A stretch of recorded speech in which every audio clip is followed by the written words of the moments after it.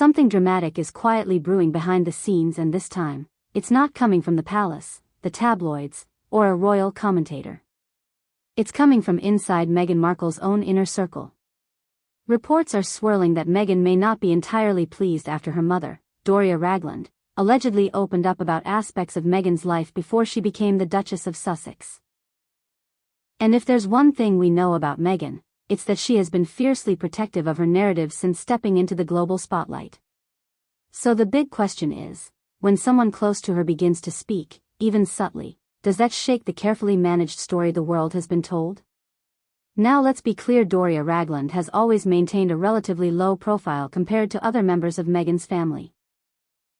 Unlike Thomas Markle or Samantha Markle, who have publicly criticized Meghan in interviews over the years, Doria has largely stayed supportive and discreet. She was present at the 2018 royal wedding to Prince Harry at St. George's Chapel. She has reportedly remained close to her daughter, and she even appeared briefly in the couple's 2022 Netflix docuseries. That's why any suggestion that Doria might be discussing Meghan's pre-royal struggles or personal evolution naturally grabs attention. Not because it's scandalous, but because Doria has always been seen as the trusted confidant. Meghan's pre-royal life is not exactly a mystery, but it is layered. Before marrying Prince Harry in 2018, she was best known for her role as Rachel Zane on the legal drama, Suits. She also ran a lifestyle blog called The Tig, which she shut down before her royal engagement. Over the years, Meghan has spoken openly about her mixed-race identity, her experiences growing up in Los Angeles, and the challenges she faced navigating Hollywood. Critics, however, have sometimes accused her of reshaping parts of her story depending on the audience. Supporters argue that growth and self-reflection are normal, especially when someone transitions from actress to working royal to independent media entrepreneur. The tension, if there is any, likely comes down to control. Meghan and Prince Harry have built a post-royal brand centered around storytelling. From their explosive 2021 interview with Oprah Winfrey to their Netflix series and Prince Harry's memoir, Spare, they've positioned themselves as reclaiming their voice from what they described as a hostile press environment. So if new perspectives emerge even from a supportive mother, it could complicate that tightly structured public narrative. Not because Doria is attacking her daughter, but because any additional detail can shift how audiences interpret the past. Let's talk about the media reality. Meghan has been one of the most polarizing figures in modern royal history.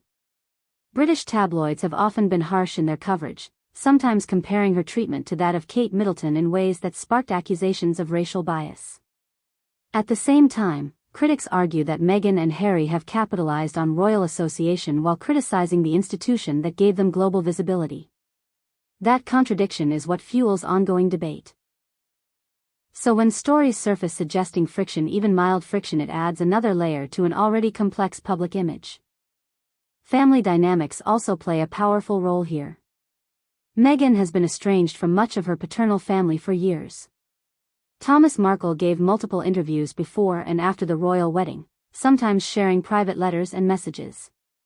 Samantha Markle even filed a defamation lawsuit in the United States, which was later dismissed. Through all of that, Doria remains silent and steady. If she's now speaking more openly, even in supportive ways, some observers might interpret that as a shift. And in the world of celebrity culture, even perception becomes headline material.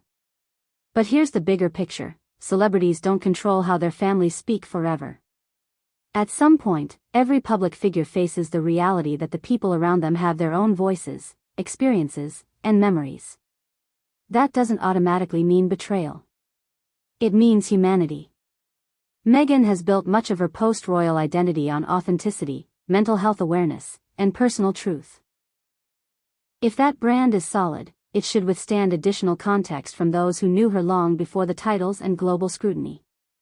So is Meghan truly fuming? There's no confirmed public statement proving that.